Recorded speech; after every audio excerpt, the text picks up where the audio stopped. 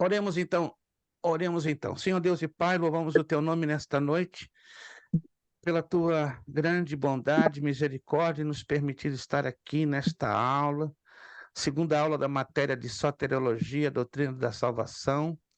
Reconhecemos, ó Deus, que somos dependentes de ti. Temos na nossa vida cristã diária lutas, problemas, tribulações, aflições, mas que bom saber que temos a segurança, a certeza da vitória no poderoso e maravilhoso nome de Jesus. E esta vitória é que nos motiva, nos impulsiona a avançar e a conquistar as dificuldades que normalmente vivemos em todos os aspectos das nossas vidas. Espírito Santo, em nome de Jesus, faz-te presente, manifesta a tua bondade, manifesta o teu carinho, o teu cuidado sobre cada um de nós. Nós te louvamos, te agradecemos, pedimos o perdão dos nossos pecados, abençoa os demais alunos que estão a caminho, aqueles que não poderão vir também possas ter a tua bênção sobre a vida deles, ajudando-os a resolverem as suas dificuldades e os seus problemas. Muito obrigado. Esta aula é tua, te pertence, te louvamos, te agradecemos, te enaltecemos no maravilhoso e bendito nome de Jesus Cristo. Amém e amém. Vamos lá, tá nossa irmã Bernadette de Vitória, Espírito Santo.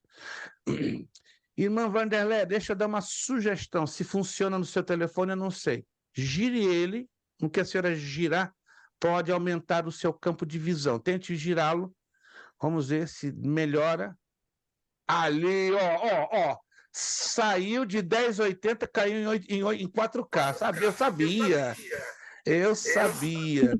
Saiu de 1080p para 4K. Muito bom, irmã Madeleine. Obrigado, Deus abençoe. Perfeito, irmão Gil. Tranquilo, recebi a mensagem. Meus irmãos, boa noite, a paz do Senhor. Tá dando eco. Obrigado. Né? Quando dá eco é porque tem duas conexões ligadas de forma indevida. Meus irmãos, boa noite, a paz do Senhor a todos. Queremos agradecer a Deus pela vida de cada um de vocês, né? Obrigado, irmã Jandra, irmã Gislaine, irmão Elton, família Ramalho, irmã Flávia Pitó, ali a família Larice e Claudiano, irmã Ilana de Nova York, evangelista Alexandro, irmã Vanderleia e nossa irmã Bernadette. Quero apresentar hoje mais uma corajosa, né? Porque aqui é só corajoso.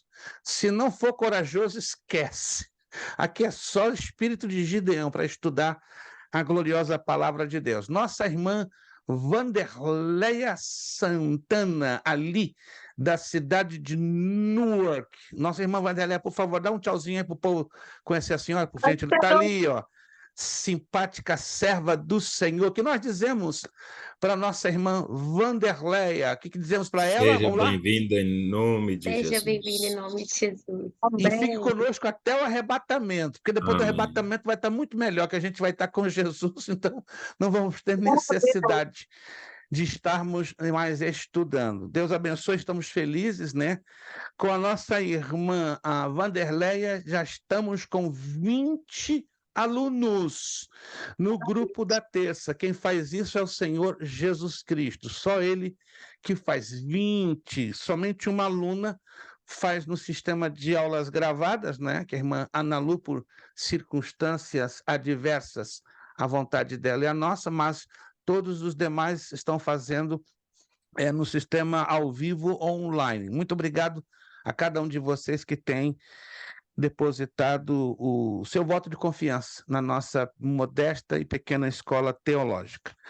Muito bem, meus irmãos, temos muito trabalho hoje pela frente, vamos então avançar, só está faltando, estou aqui notando a ausência do nosso... sim, hoje é a primeira terça-feira do mês, geralmente a primeira terça-feira do mês, nosso irmão Leandro Bonjour não pode comparecer devido à força de compromisso que ele tem na igreja dele. Então, infelizmente, na primeira terça-feira do mês, né, eu já estava me esquecendo desse detalhe, ele não tem nenhuma condição de estar presente. Sentimos muito a falta do irmão Leandro, mas ele depois estará tendo acesso à aula no sistema gravado. Vamos à página 4.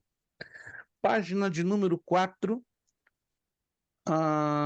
Eu sei que a irmã Gislaine já recebeu a sua apostila, feliz, agradecido a Deus que conseguiu chegar lá sem nenhum problema. A irmã Vanderlei, aguarde que a sua vai chegar na sexta-feira, tá bom? E como eu já havia enviado a foto, sexta-feira está chegando aí, sorrindo para a senhora, sorrindo.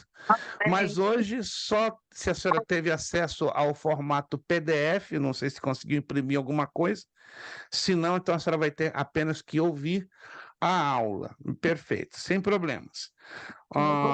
Deixa eu colocar aqui isto. Se você der uma olhadinha lá no grupo, eu repostei. É claro que alguns alunos foram entrando nas últimas 2 terças-feiras, eu repostei os arquivos da apostila, ou seja, a apostila no formato PDF, eu voltei a postar de novo. Voltei a postar os slides, né, que vocês têm que salvar esses slides, daqui a pouquinho já vamos entrar nos slides. Voltei a repostar também os 3 melhores livros que falam da Bíblia e a ciência, tá? Que estão disponíveis no Amazon, são em inglês apenas, esses 3 livros. E tem um arquivo novo que eu vou tentar hoje bem rapidamente, porque não teremos tempo de trabalhar com essa abordagem, sobre a criação do universo e a formação das nações. Você salva também esse arquivo, né? Nós vamos falar alguma coisa bem rapidamente hoje, não vamos, repito, nos delongar, uma vez que estamos, claro, falando de salvação, doutrina da salvação, mas nós abordamos um pouco desta temática na aula passada, que eu acredito que esquentou a cabeça de alguns, não é? Porque acredito que nunca ouviram falar da possibilidade de que o nosso planeta Terra teve 2 existências, ou seja, 2 planetas Terras e automaticamente 2 Édens, né? É ainda uma teoria, mas com muita sustentabilidade bíblica, né? Sobretudo na questão da ciência, que prova que o planeta Terra passou por 6 períodos geológicos que corresponderiam a uma semelhança extraordinária com 6 dias do Gênesis. Mas eu vou deixar para apresentar esse último slide, né, que eu já postei no grupo, no finalzinho, mas a gente tem que desenvolver essa temática aqui que é importantíssima sobre a doutrina da salvação. Muito bem, nós já estudamos na aula passada sobre a natureza da salvação. São 8 aspectos. 8 aspectos. Já falamos que a salvação procede de Deus e não do homem. Número 2, somente Jesus pode salvar o homem. Número 3, a salvação é obtida pela graça de Deus, não por obras ou méritos humanos. Número 4, a salvação abrange o espírito, a alma e o corpo do homem. E hoje vamos falar um pouquinho sobre a salvação, tem alcance eterno, número 5. O descuido da salvação trará males terríveis, número 6. A salvação vem pela fé em Cristo, número 7. E 8, a Trindade Divina coopera com o pecador na sua salvação. Vamos então para o número 5. A salvação tem alcance eterno. Vamos lá. É importante nós, à luz da Bíblia, destrincharmos ou sabermos interpretar os termos bíblicos. Eu tenho certeza que você, quando lê a Bíblia e se encontra com alguns versículos, você tem dificuldade em interpretar certos termos bíblicos. Alguns até aparentemente são fáceis, mas na hora de você colocar um termo bíblico ao lado de outro que parece ser igual, causa, claro, um pouquinho de dificuldade. Nesse aspecto, eu recomendo e bato bastante nessa tecla que você tenha um dicionário bíblico. Eu acredito que no grupo eu já postei um dicionário online, mas eu vou adiante, né? Eu tive uma semana também um pouquinho apertada, e eu não tive o tempo de postar, mas eu estou fazendo de tudo, né?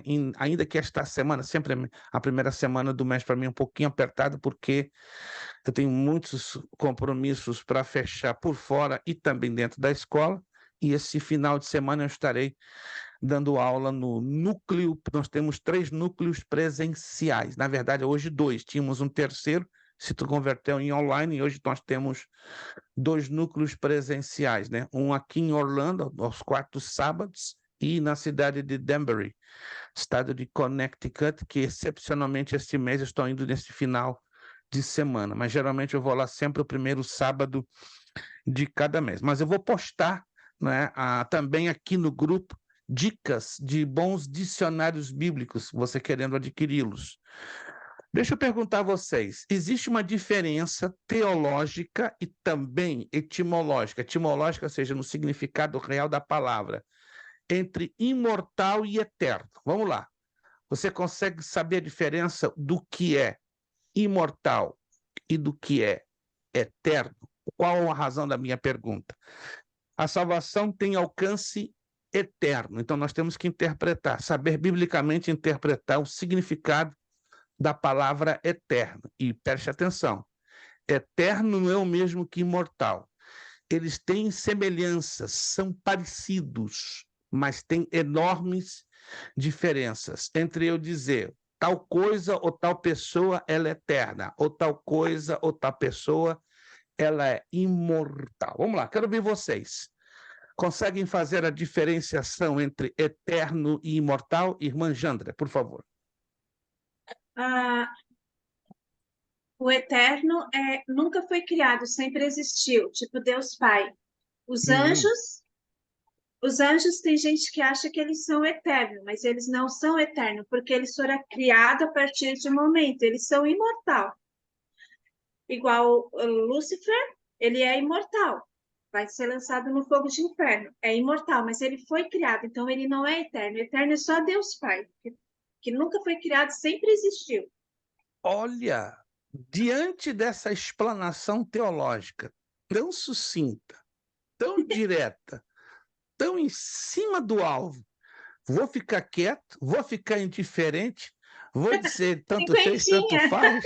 Não, a senhora vai levar para casa 50, para a senhora dormir sorrindo. Parabéns, irmã Jandra. Rapaz, até eu agora disse, papai do céu, a irmã Jandra está lendo e muito, graças a Deus. Não estou dizendo que os demais não estejam fazendo isso, não, de jeito nenhum, mas a explanação que a irmã Jandra deu foi realmente a mais teológica. Então, eterno se trata de alguém que sempre existiu, nunca foi criado. E dentro desta lista só encaixa-se uma única pessoa, o nosso Deus.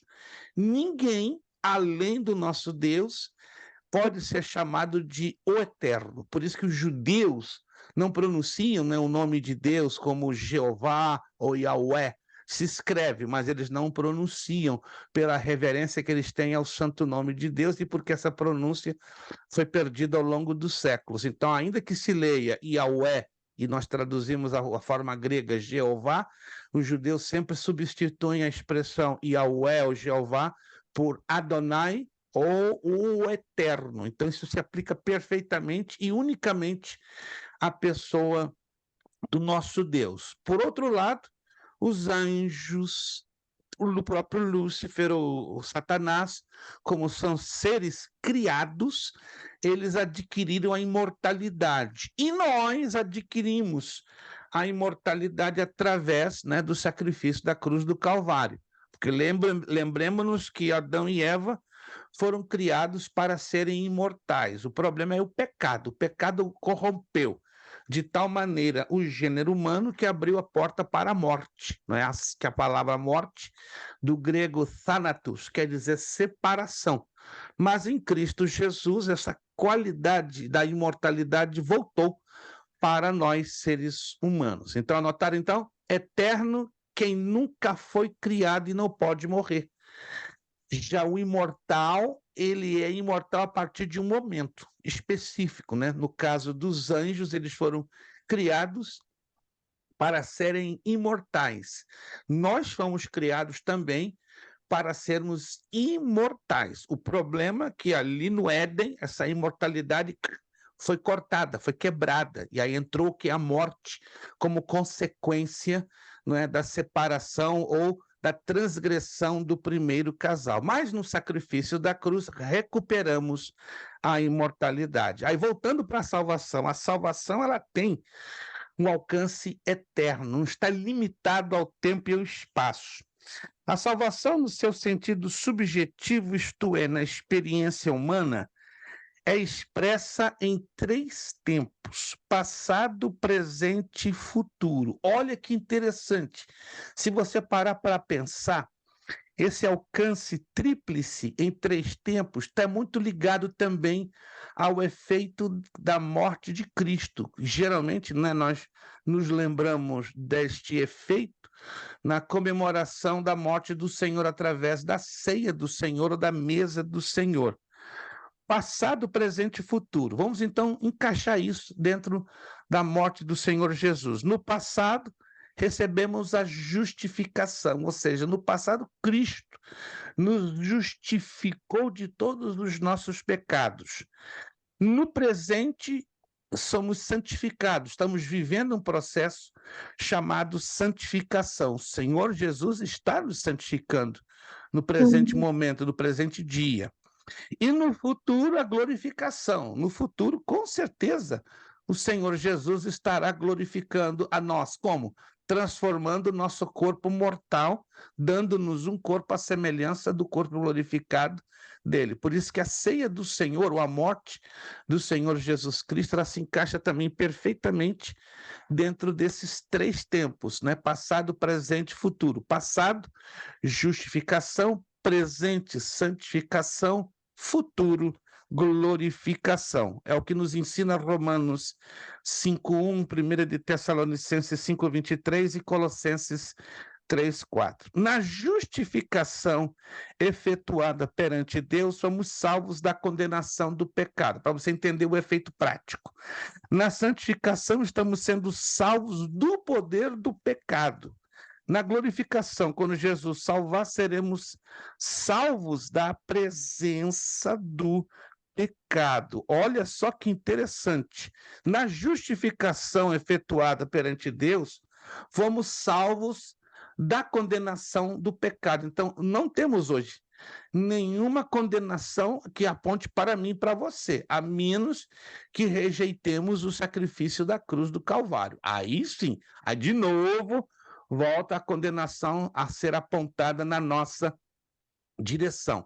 Mas enquanto perseverarmos, e tem que ser até o fim, por isso que a Escritura diz: e o que perseverar até o fim será salvo. Nós vamos falar também sobre este assunto que tem gerado uma enorme polêmica, não entre nós pentecostais. Nós pentecostais, eu penso que aqui estamos falando em seu grande número, pessoas ou servos do Senhor, servas do Senhor, que têm a visão ou creem, né, na ação do Espírito Santo dentro de nós, né, e nos dons e na manifestação dos dons espirituais. Eu me refiro porque os tradicionais, que têm um grande carinho e respeito, que são os presbiterianos, os luteranos, e alguns episcopais que seriam chamados calvinistas, eles enxergam de outra maneira. Eles creem que a salvação não se perde e que não existe o livre-arbítrio e que existe uma coisa chamada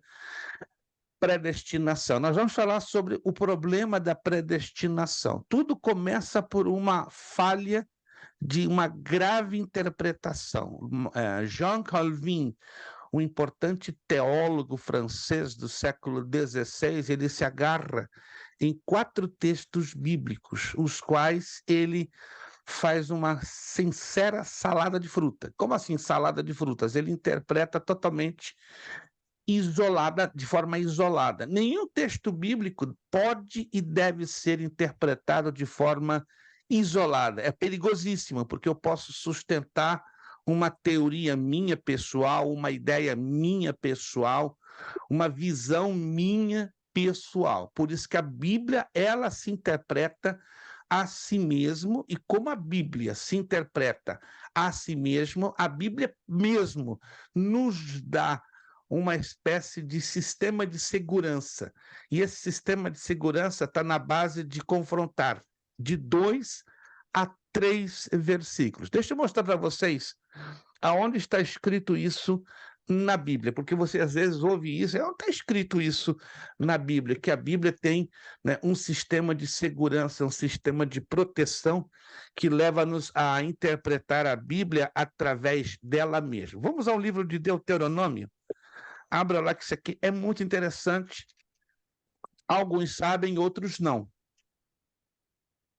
Livro de Deuteronômio, capítulo 17. Livro de Deuteronômio, capítulo de número 17, versículo 6. Vou aguardar que você abra a sua Bíblia. Livro de Deuteronômio, é o 5º livro do Pentateuco, ou 5º livro da Sagrada Escritura. Capítulo 17, versículo de número 6. Todos encontraram?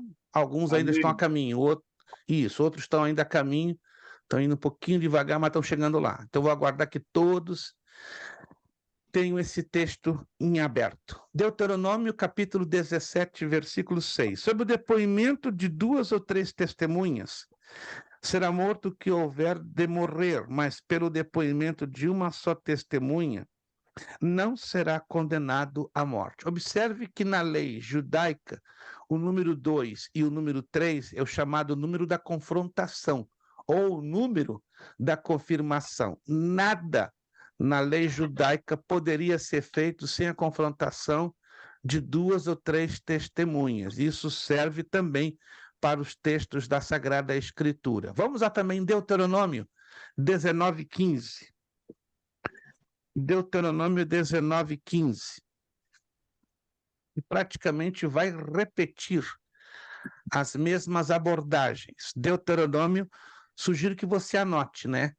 Que estes são os critérios bíblicos de confrontação da verdade, ou seja, nenhum texto pode ser interpretado de forma única, sozinha, isolada.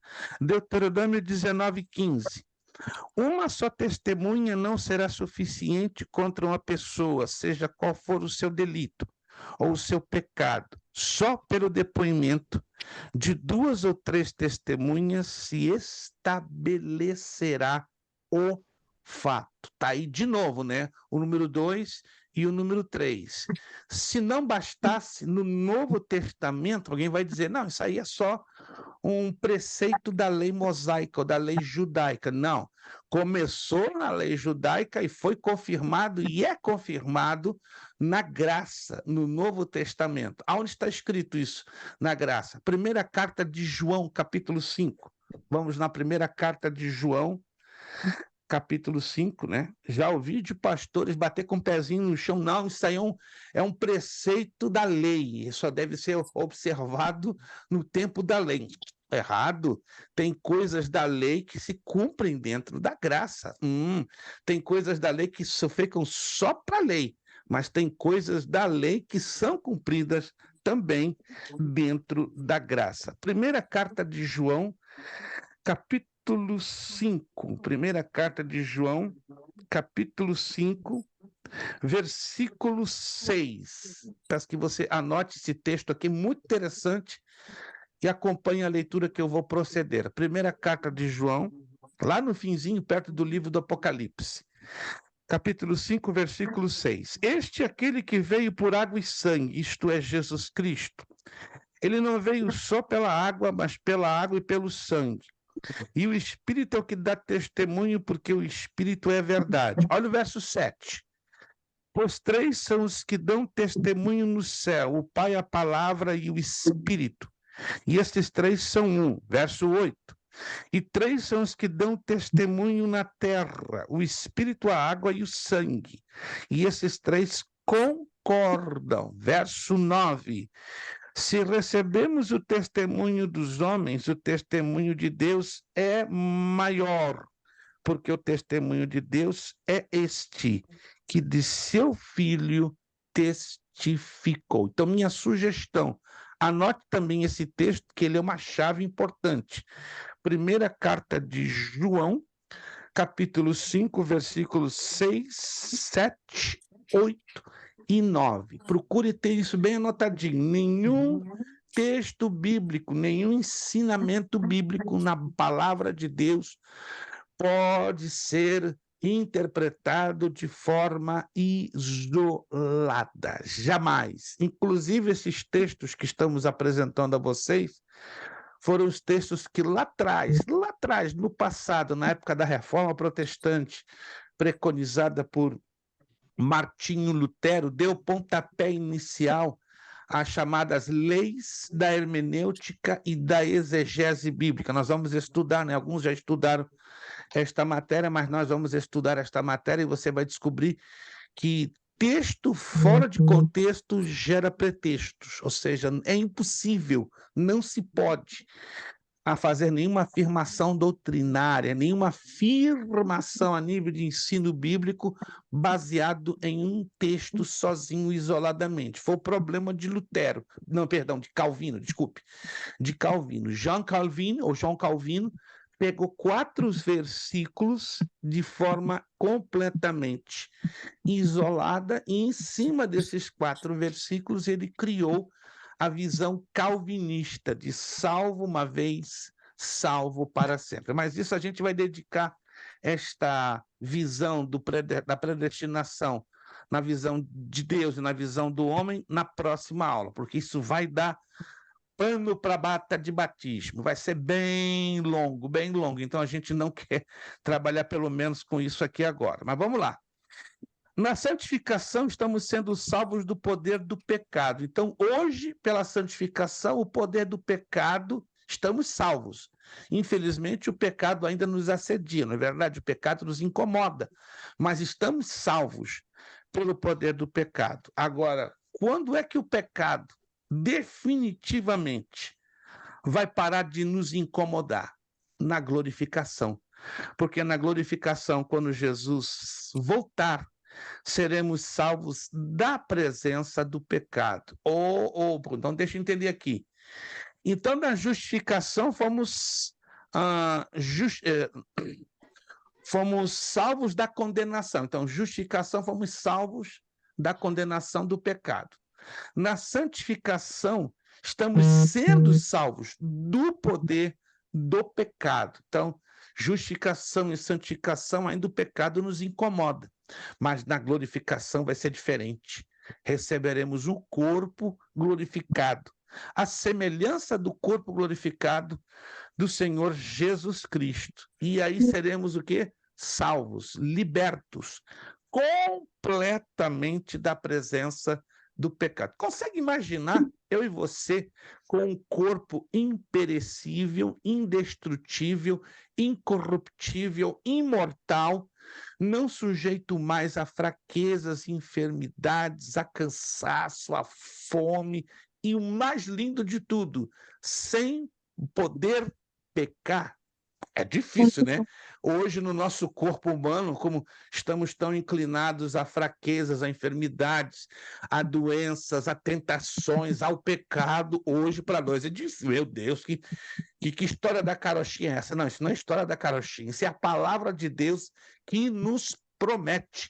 Teremos um corpo, sim, glorificado, imune à ação do pecado. Esta é a razão, né? Já vou adiantar que vou jogar uma palhinha, né? Quando a gente fala de soteriologia, salvação, a gente abre para várias avenidas, inclusive é uma avenida que nós vamos trabalhar chamada escatologia, né? Alguns já estudaram essa matéria, outros ainda não, mas a escatologia nos ensina que vai haver um período lá no futuro, e não está muito longe, que o Senhor Jesus vai governar 1000 anos sobre a face da terra. Esse período a Bíblia chama de milênio, ou o milênio, tá? E terão 3 tipos de pessoas que vão estar vivendo no milênio. Primeiro, os sobreviventes da tribulação. O período da tribulação serão 7 anos. Muita gente morta, muita gente dizimada, muita morte, mas vai ter um grupo pequeníssimo, pequeníssimo, pequeníssimo de sobreviventes. Nesse grupinho bem pequeno de sobreviventes vai estar o remanescente de Israel, ou seja, o que sobrar vivo da nação de Israel somado a um grupo de gentios. Então, esse vai ser o primeiro grupo de pessoas que vão viver dentro do milênio, né? Os sobreviventes da tribulação, que, claro, vão aceitar Jesus como seu Senhor e Salvador e vão entrar dentro do milênio para com ele governarem. Segundo grupo que vai estar... Alguém pode, por gentileza, fechar o áudio? Está vazando o som aí de alguma forma. Se não fechar, eu fecho aqui do meu lado. Deixa eu ver aqui. Ok, eu vou ter que fechar aqui do meu lado, porque este sonzinho pode trazer... Deixa eu fechar aqui. Isto. Perfeito. O áudio de todos já estão fechados. Quando alguém for participar, é só abrir do seu lado, depois, por gentileza, voltar, né? Porque qualquer sonzinho que esteja atrás aí causa um pouquinho de perturbação na telinha. Perfeito. Primeiro grupo de pessoas no milênio, né? Os sobreviventes à grande tribulação. Segundo grupo, os glorificados. Quem serão os glorificados? Primeiro, os salvos justos que ressuscitarão na ocasião da vinda do Senhor Jesus, no arrebatamento. E nós, aqueles que seremos transformados e arrebatados. Esses serão os glorificados. E tem o terceiro grupo de pessoas que vai estar vivendo no milênio, que vão ser os que nascerão dentro do milênio. Ou vai ter nascimentos, claro, vai ter uma multiplicação da raça humana de uma maneira violentíssima, como nunca existiu em toda a história. Mas desses três grupos, só um grupo vai estar protegido e imune do pecado, os glorificados, porque os dois outros grupos terão corpos naturais como hoje temos. Só os glorificados que não terão seus corpos naturais, terão os corpos glorificados. Alguém me perguntou, pastor, eu com o corpo glorificado, posso comer? Se você quiser, pode comer, mas não vai sentir fome. Você vai comer vou dizer assim, pelo fato de comer. Mas não vai haver necessidade de comer, não vai haver necessidade de dormir, não vai haver necessidade de descansar. Então vai ser chato, né? Viver no corpo glorificado, chato, você não está entendendo. A primeira carta aos Coríntios, capítulo 1, se não me engano, diz, capítulo 2, coisa que o olho não viu, que o ouvido não ouviu, né? E não subiu ao coração do homem, foram as coisas que Deus preparou para aqueles que o amam. Então, o nosso conceito de eternidade, de glorificação, ele é muito limitado diante do que nós vamos experimentar depois que a imortalidade que a mortalidade for revestido pela imortalidade e que o corruptível seja revestido da imortalidade. Então, a salvação ela tem esse alcance eterno. Número 6, o descuido da salvação trará males terríveis. O maior pecado do homem é o da incredulidade. Anote aí, faça aí um highlight. Não é o adultério, não é a mentira, não é o engano, não é as relações sexuais ilícitas, não. A Bíblia deixa taxativo. O maior pecado do homem é o da incredulidade. Jesus falou disso pelo menos mais de 25 vezes nos 4 evangelhos. O escritor da Epístola aos Hebreus, mais de 30 vezes. O apóstolo Paulo, mais de 65 vezes. Então, definitivamente, é o maior pecado do homem, o da incredulidade, pelo qual ele rejeita Cristo. Este pecado dá origem, olha que interessante, o pecado da incredulidade, ele faz isso, ó, ele dá origem a todos os demais, e por fim levará o homem ao inferno. Então entenda isso aqui. O homem, para chegar ao inferno, ele tem que entrar num processo de rejeição continuada e sistemática ao Evangelho e à pessoa do Senhor Jesus Cristo. Então, entrar no inferno não é uma tarefa muito fácil, não. Né? Como alguém dizer, vá para o inferno. Não é fácil assim, não, gente. Você chegar para o camarada e dizer que você vai para o inferno. Não, não, não, não. O desejo de Deus não é que ninguém habite o inferno, mas os que lá chegarem viverão o quê? Um processo que não é do dia para a noite, é um processo que dura dias, semanas, meses e, na maioria dos casos, anos. Isso aí é sério.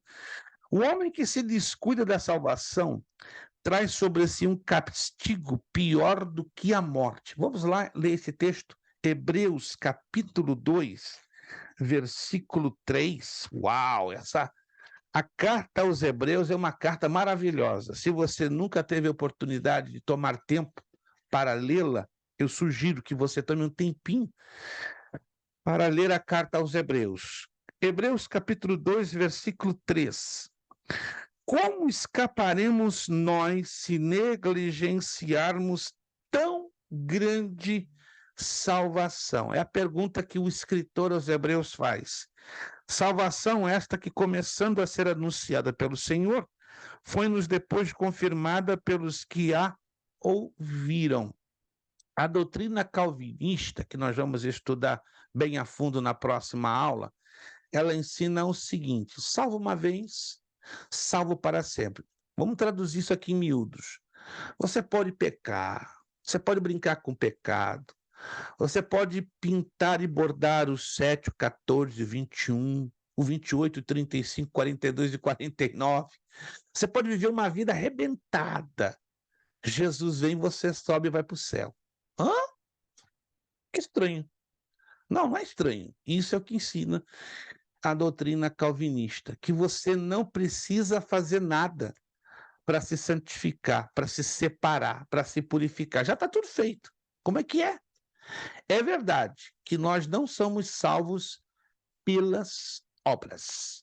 Nós não somos salvos pelos nossos méritos pessoais. Isso é uma grande verdade, porque é bíblico. Entretanto, a Bíblia ela é enfática, que sem fé ninguém agrada a Deus. Hebreus 11, 6. E outra coisa, sem santificação ninguém verá a Deus. Alguém já ouviu falar desse texto, sim ou não? Vamos lá, Hebreus capítulo 12.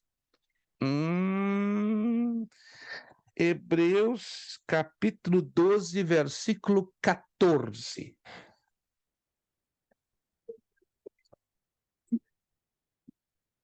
Muita gente se gaba, estou preparado para ver Deus. Mas quais são os requisitos? Que temos que estar sempre preparados, porque Deus pode chamar-nos a qualquer momento. Geralmente temos aquela ideia, né? Não, Deus vai chamar ao irmãozinho de 89 anos, a irmãzinha de 110 anos, mas eu e você sabemos no nosso dia de amanhã? Não sabemos, pode ser a qualquer momento. Né? Queremos viver. Ih, estou cheio de saúde, pastor. Eu não tenho como partir. Quem somos nós para dizermos sim ou não? O desejo de vivermos todos nós temos, não é verdade? Todos nós temos. A questão é estarmos preparados para o momento da partida. Mas olha só o que diz Hebreus, capítulo 12, verso 14. Abissai, conseguiste, Abissai. Indo e voltando. Que luta, Abissai, mas assim mesmo, conexão de internet às vezes é uma verdadeira batalha campal, mas graças a Deus Abissai chegou, está ali, esse jovem bonito que está ali, né, brilhando com tanto azeite de Deus na sua vida. Hebreus 12, 14. Segui a paz com todos. Sem a santificação, ninguém verá o Senhor. Então, na verdade, uma recomendação e um mandamento. Seguir a paz com todos. Aqui é uma recomendação.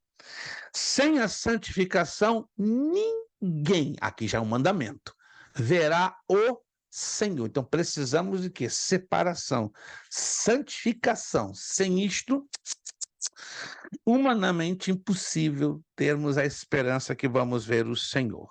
Vamos lá, número 7. A salvação nos vem pela fé em Cristo.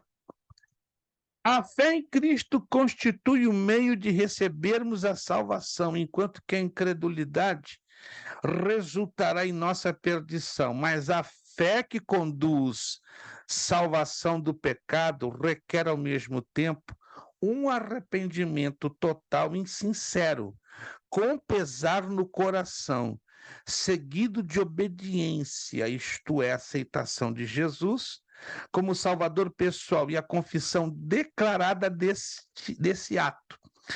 Disso resulta a mudança de vida, isso é, a conversão do pecador. O tempo não nos permite, né? Não vou entrar em detalhes, mas nós tivemos neste final de semana, né, várias visitas ilustres aqui na nossa residência. E o servo do Senhor me fez uma pergunta: explica aí os tipos de fé que a Bíblia tem, né? Foi uma visita muito gostosa, muito aprazível, mas acabou se tornando, né, uma pequena escola bíblica de férias, né, de curta duração, né? Não sei se conseguimos responder a contento a pergunta deste servo de Deus, mas a Bíblia nos fala de 8 tipos de fé, né? Nós vamos ter uma matéria lá na frente e vai estar na apostila discriminadinho todos os 8 tipos de fé. Mas qual é o mais importante desses 8 tipos de fé? É a fé salvadora. A fé que Judas, verso 3, nos motiva a suar camiseta, a batalhar, porque esta é a fé que Satanás luta 24/7 para arrancar de nós. Arrancando esta fé, acaba tudo. Acaba a nossa motivação, acaba o nosso desejo de servir a Deus, acaba absolutamente o sentido da nossa fé ou da nossa vida cristã. Vamos lá então em Judas, versículo 3, eu já falei deste texto, mas nunca é demais enfatizá-lo. Judas, versículo de número 3. Judas, versículo 3. Amados, enquanto eu empregava toda a diligência para vos escrever acerca da salvação que nos é comum, senti a necessidade de vos escrever, exortando-vos a batalhar pela fé que de uma vez por todas foi entregue aos santos. Olha o que o escritor, que é o apóstolo Judas aqui diz: exortando-vos a batalhar. O que isso quer dizer?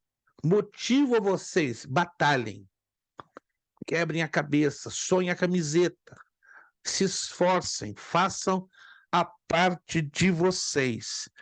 Porque esta fé que vocês têm que batalhar, têm que fazer isso aqui, ó, ela foi dada 2, 3, 4, 5 vezes a vocês? Não. É uma vez por todas. Esta é a fé salvadora. E a fé que o inimigo tenta arrancar. Aí você vai entender porque algumas pessoas, quando deixam os caminhos do Senhor, têm muita dificuldade de voltar. Por quê? Porque esta fé já foi machucada, esta fé já foi ferida, esta fé já foi pisada, esta fé já foi o quê? Arrancada. Alguém me perguntou esses dias: pastor, se essa fé é arrancada, existe a possibilidade de que ela regresse, que ela volte, que ela seja restaurada? A carta aos Hebreus me ensina que não. Essa fé, a carta aos Hebreus me ensina que quando ela é arrancada de mim e de você, é muito difícil. Muito difícil. A gente vai falar um pouquinho disso na próxima aula, mas esta fé, ela é a mais importante que eu e você recebemos. Alguns valorizam a fé grande, ou a fé pequena, ou a fé pura, mas a fé salvadora, definitivamente, ela é a mais importante. Vamos a Romanos, capítulo 10. Esse texto você já conhece, eu tenho certeza. Romanos, capítulo 10, versos 9 e 10.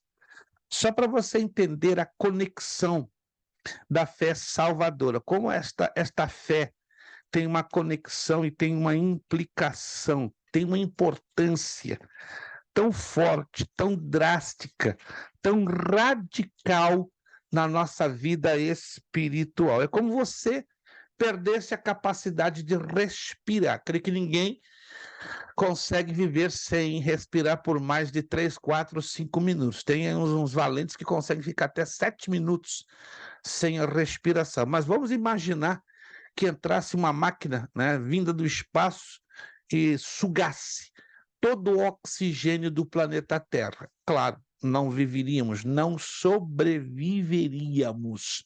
Assim é a fé salvadora. Romanos capítulo 10, versos 9 e 10.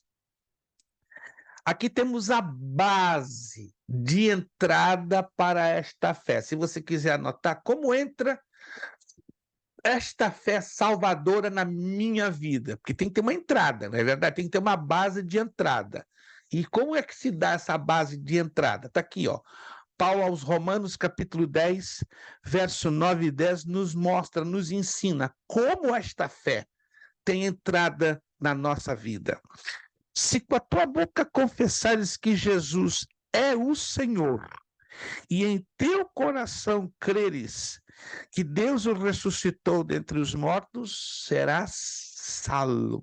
Uau! Verso 10. Pois com o coração que se crê para a justiça, e com a boca se faz confissão para salvação. Ouvi de um certo pastor em Massachusetts, uns 8, 10 anos atrás, uma frase que me deixou muito chocado mesmo. Não, esse negócio de fazer apelo no final de culto é coisa do tempo antigo. Isso é ultrapassado, isso é velho, isso não passa de uma mera religiosidade, é coisa dos antigões pentecostais. Então tem uma coisa errada com esse texto que acabamos de falar. Esse texto está bem claro. Alô, quantos de vocês entenderam esse texto? Quantos entenderam? Ele não é um texto tão complicado assim, que você leia e diga o que esse texto está querendo dizer. Ele está querendo dizer exatamente o que diz. Se com a tua boca, confessares que Jesus é o Senhor, e em teu coração creres que Deus Pai o ressuscitou dentre os mortos, olha que simples, parece simples, mas tem o seu nível de compromisso, serás salvo. Irmãos, não sei se você tem esse hábito, quando lhe dão a oportunidade de ministrar a palavra, de fazer o apelo. Apelo não é um costume. Apelo não é uma atitude litúrgica ou um ritual religioso. Apelo é uma orientação bíblica. Apelo é uma necessidade bíblica. Irmãos, eu fico doente quando eu vou a certas igrejas, pelo menos quando me dão a oportunidade de ministrar, é automático, eu termino e vou com apelo. Perguntei a alguém aqui que gostaria de confessar a Jesus Cristo como Senhor e Salvador. Às vezes, no tempo que me é dado, se me é dado um tempo muito apertado, muito pequeno, aí infelizmente eu me passo, eu esqueço, ou então eu termino e jogo na mão do pastor da igreja para fazer o apelo. E quando o pastor da igreja não faz o apelo, aí complica, né? Aí eu não posso fazer nada. Eu não posso ditar que cada igreja tem um formato, cada igreja tem uma visão particular do que a Escritura apresenta, embora nesse texto aqui a Escritura é muito clara, mas eu fico um pouco preocupado, por que não dizer bastante preocupado, que hoje, eu posso estar errado, alguns de vocês aí me corrijam, quase 70% das igrejas brasileiras não estão fazendo mais apelo. Impressionante. Eu, pelo menos, visito, ministro em muitas igrejas e de 10 eu só estou vendo 3, 4, 5 fazendo apelo. A maioria parece que deixou isso para trás. Ou seja, estão deixando para trás algo que é bíblico, né? Que é uma necessidade. Versículo 10 diz, por com o coração se crê para a justiça e com a boca se faz confissão para a salvação. Segunda carta aos Coríntios, capítulo 5, verso 17. Segunda carta aos Coríntios, capítulo 5, versículo 17. Diz assim: portanto, se alguém está em Cristo, nova criatura é. As coisas velhas já passaram, tudo se fez novo, né? E aí é muito complexo falar de nova criatura. Muito fácil dizer fulano é nova criatura, mas biblicamente a nova criatura é conhecida através das suas atitudes, através do seu comportamento. Primeira epístola, primeira carta de João, capítulo 1. Primeira carta de João, capítulo 1. Eu estou lendo vários textos bíblicos para vocês sentirem que falar sobre salvação não é uma tarefa fácil. A apostila é fininha, mas o conteúdo de compromisso, de responsabilidade que traz esse assunto é muito grande. Primeira carta de João, capítulo 1, versos 7 a 9. Se, porém, andarmos na luz como ele na luz está, temos comunhão uns com os outros, e o sangue de Jesus Cristo, seu Filho, nos purifica de todo pecado. Se dissermos que não temos pecado nenhum, enganamo-nos a nós mesmos e não há verdade em nós. Se confessarmos os nossos pecados, ele é fiel e justo para nos perdoar os pecados e nos purificar de toda injustiça. Olha o que 3 versículos nos ensinam. Versículo 7. Se, porém, andarmos na luz. Alguém pode me dar uma interpretação muito simples do que significa andar na luz? Vamos lá. Pode abrir o seu áudio. Palavra. E andar de acordo com a palavra. Viver a palavra. Experimentar a palavra. Excelente, irmão Elton. Se andarmos na luz, ou seja, se vivermos de acordo com a palavra, como ele está na luz, como ele é a palavra, né? Temos comunhão. Olha aqui um segredo. Por que muitos cristãos hoje estão tendo dificuldade de comunhão uns com os outros? Resposta: não estão na luz. Não estão experimentando, vivendo na sua própria vida a palavra. Não se trata de julgar, se trata de olhar ao que ao texto sagrado nos diz. Quando temos comunhão uns com os outros, veja só, uma coisa puxa a outra, né? Vivendo a palavra, temos facilidade de ter comunhão uns com os outros, e aí vem o quê? O sangue de Jesus, seu Filho, nos purifica de todo pecado. Olha que interessante isso aqui. Eu fico um pouco preocupado e eu hoje entendo que é uma questão de desconhecimento do texto sagrado ou dos textos sagrados. No passado, nos anos 70, 80, eu ouvia muito isso aqui, ó. Isso aqui não é uma crítica, isso aqui é só uma observação. Uma pessoa estava endemoniada, uma pessoa estava oprimida por um espírito maligno, pessoa, o obreiro, né? O evangelista, o diácono, e até o pastor se aproximava dela, sabe o que dizia? O sangue de Jesus tem poder. Mas isso não funciona, gente. O sangue de Jesus está aqui, o texto diz, é para purificação de pecados. Para libertação de pessoas oprimidas pelo diabo é o nome. Jesus deixou bem claro, é o nome que expulsa, né, aos demônios, aos oprimidos. O sangue é para perdão dos pecados. Irmã Jandra. Eu posso falar que o sangue é defesa, o nome é ataque? Excelente. Irmã Jandra tá afiada como facão novo. O nome é ataque e o sangue é defesa. Né? Parabéns, Sangue excelente. Desse jeito, o nome tem poder para atacar, para confrontar, o sangue para proteger, para purificar, para limpar. Então, se até o momento, por alguma razão ou por desconhecimento bíblico, você tem usado o sangue para repreender o inimigo, muda a fita. Não funciona. Biblicamente, o sangue é para purificação, proteção de nossos pecados. O nome é para confrontar, para atacar, para repreender, para expulsar e para manifestar o poder do nosso Deus. Então, guarde bem isso. Outra coisa interessante que está aqui, olha, no versículo 8 e no versículo 9 de 1 de João 1. Se dissermos que não temos pecado nenhum, enganamo-nos a nós mesmos e não há verdade em nós. Todos nós somos pecadores e todos nós temos um potencial para o pecado. O versículo 9, acho lindo, considero lindo. Se confessarmos os nossos pecados, ação da boca. Se confessarmos os nossos pecados, ele é fiel e justo para fazer duas coisas: perdoar os pecados e nos purificar de toda injustiça, por causa do sangue de Jesus derramado ali na cruz do Calvário. Número 8. A Trindade Divina coopera com o pecador na sua salvação. A salvação tem dois lados. Isso aqui que arrebenta com os calvinistas, porque na visão calvinista a salvação só tem um lado, Deus.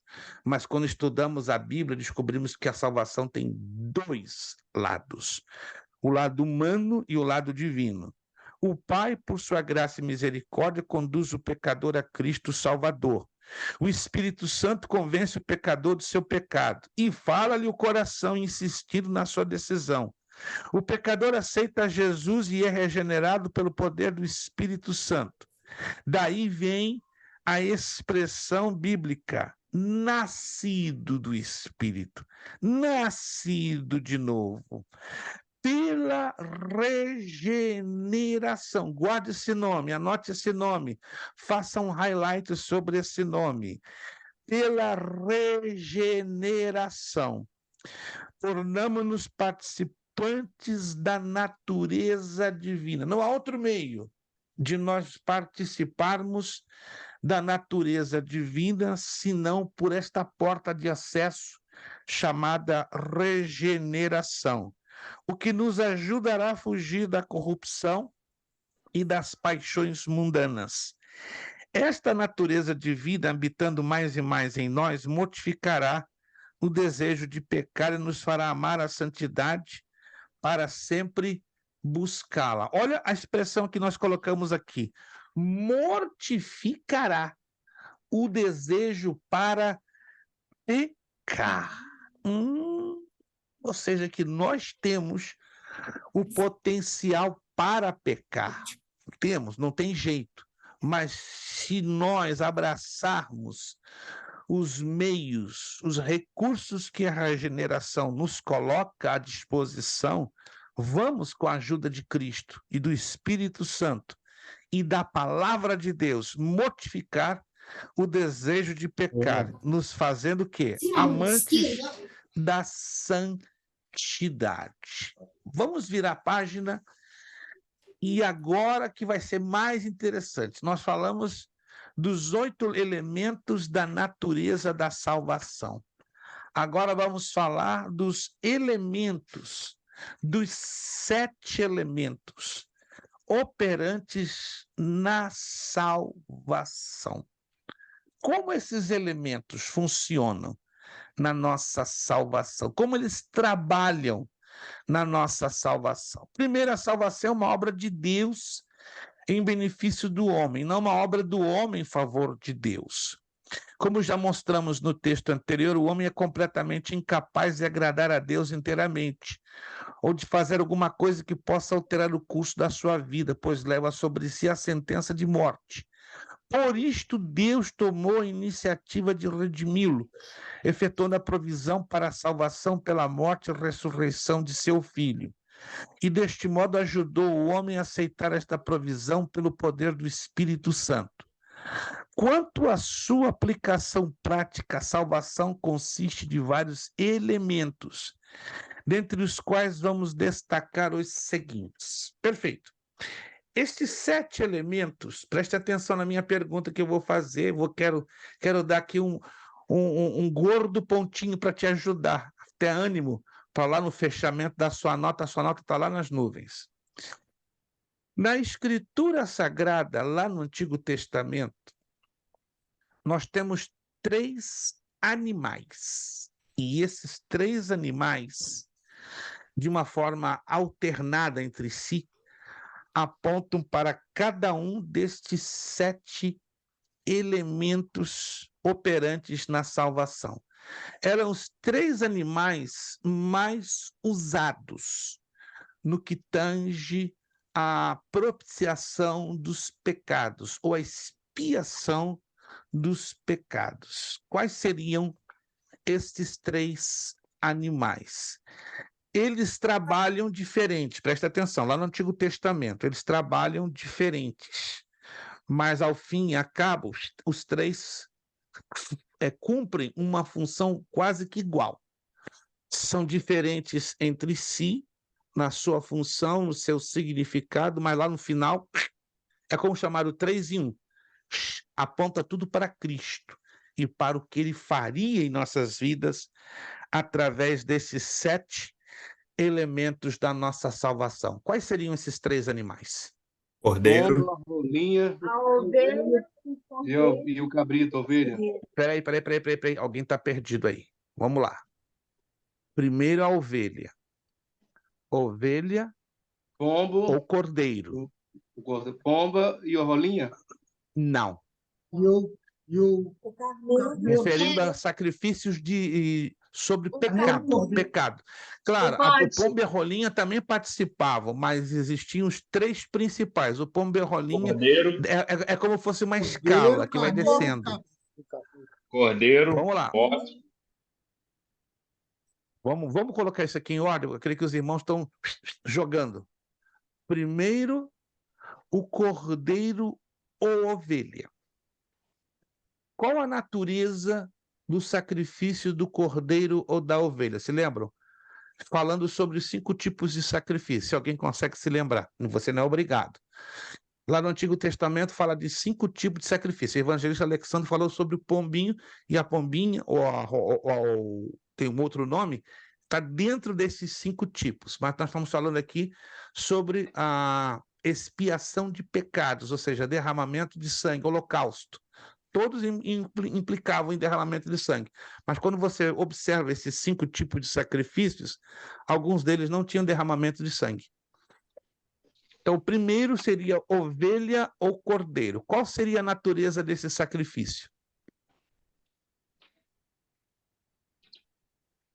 Sacrifício expiatório. Expiatório. O que é sacrifício expiatório? Vem da palavra expiar. O que é expiar? Expiar é se colocar propício, se colocar. Isso, na verdade, está favorecendo. A palavra expiação quer dizer favorecimento. É como Deus se inclinando na direção do homem, porque o pecado mantinha Deus afastado.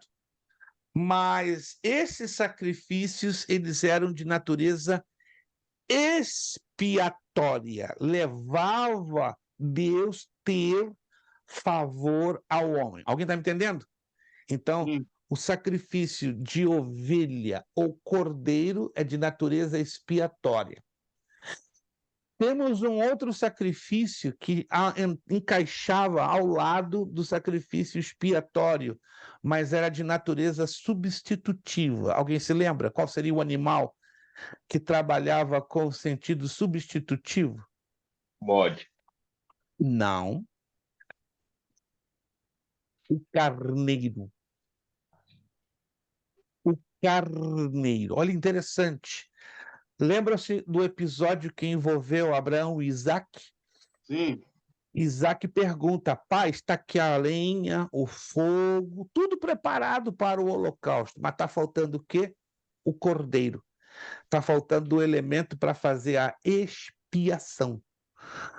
Mas quando Abraão decide cumprir a ordem de Deus de sacrificar o filho, vem o anjo, intervém, Abraão não o faz, mas diz a Escritura que Abraão levanta os olhos E o que ele vê preso lá no fundo, junto dos arbustos? Ele vê o quê? Que animal? Carneiro. Carneiro. Ele vê o carneiro. Carneiro na Bíblia tem efeito substitutivo.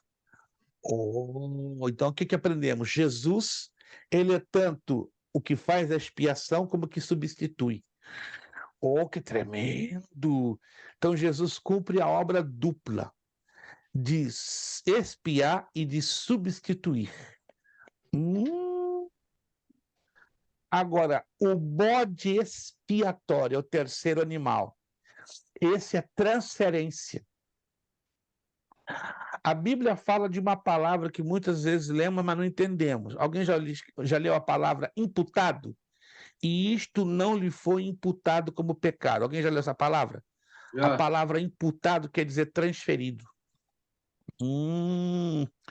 Então, o bode expiatório simboliza a imputação dos nossos pecados na pessoa de Cristo. Em outras palavras, Cristo leva sobre si todos os nossos pecados, toda a carga das nossas falências, fracassos, ofensas, todas lançadas da pessoa do Senhor Jesus Cristo. Então, o bode expiatório. Lembram-se que haviam 2 bodes lá nos sacrifícios, nos rituais de sacrifícios do Antigo Testamento. Então, eu me refiro ao expiatório. Vinha o sumo sacerdote, lembra? Colocava a mão na cabeça do bode e falava oralmente, expressava em palavras a transferência de todo o pecado da nação e lançava o bode no deserto. Esse é o chamado bode expiatório. Então, ele levava toda a carga dos pecados da nação de Israel. Era a imputação dos pecados. Então, ele representa também a pessoa do Senhor Jesus Cristo. Então, esses 3 animais, ovelha ou cordeiro, carneiro, substituição, e bode, transferência ou imputação, está tudo dentro do pacote desses 7 elementos operantes da salvação. Muito bem. Quanto à sua aplicação prática, a salvação consiste de 3 elementos, dentre os quais vamos destacar os seguintes. Primeiro elemento, arrependimento. O arrependimento envolve uma completa mudança de pensamento sobre o pecado e a percepção da necessidade de um Salvador. O arrependimento leva o pecador a ficar tão contristado por causa do pecado que ele aceita com alegria tudo que Deus requer para uma vida de retidão.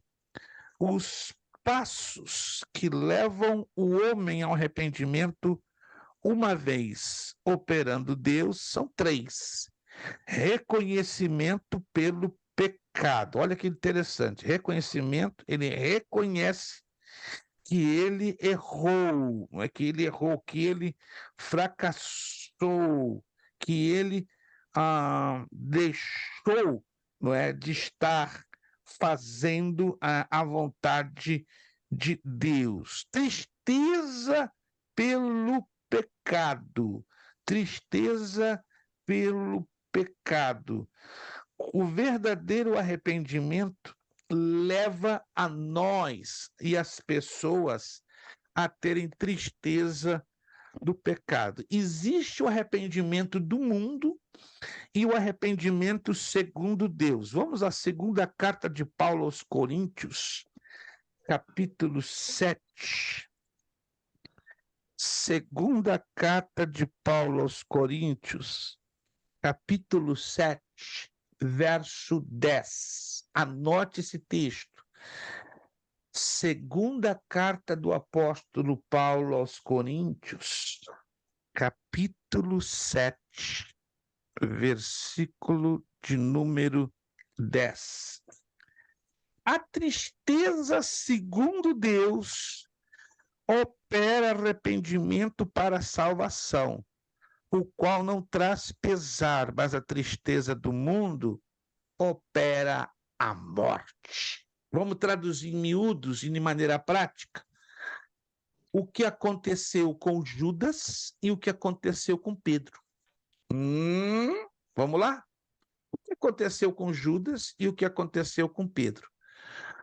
Pedro teve arrependimento segundo Deus? Não.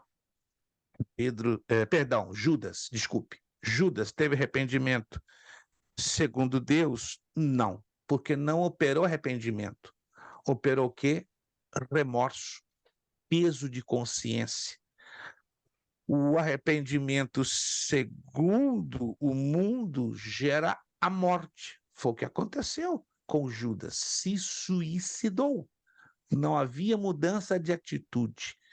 Já Pedro fez o que fez, negou a Jesus, se complicou com tudo, com tanta coisa, mas ele, quando se arrepende para valer e muda suas atitudes, entende?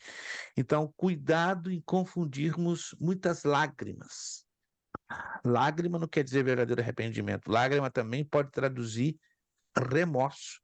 Como é que sabemos, então, a lágrima que leva ao arrependimento? Mudança de atitudes, mudança de mentalidade, mudança de vida, mudança de comportamento. Anotaram aí? Segunda carta aos Coríntios, capítulo 7, versículo 10. Então, o arrependimento tem essas 3 características. Segundo Deus, não é? Reconhecimento do pecado, tristeza pelo pecado, abandono do pecado. Fé. Arrependimento é dizer não ao pecado, enquanto que a fé, como elemento da salvação, é dizer sim a Deus. Este é o lado afirmativo da conversão. Enquanto o arrependimento enfatiza os nossos pecados, a fé fixa os nossos olhos em Cristo, o autor e consumador da nossa fé. Para melhor entender a fé salvadora, é necessário se faz lançarmos mão das Escrituras, dado só ela ter a melhor definição de fé. Vamos então viajar um pouquinho na questão da fé, aí na palavra de Deus.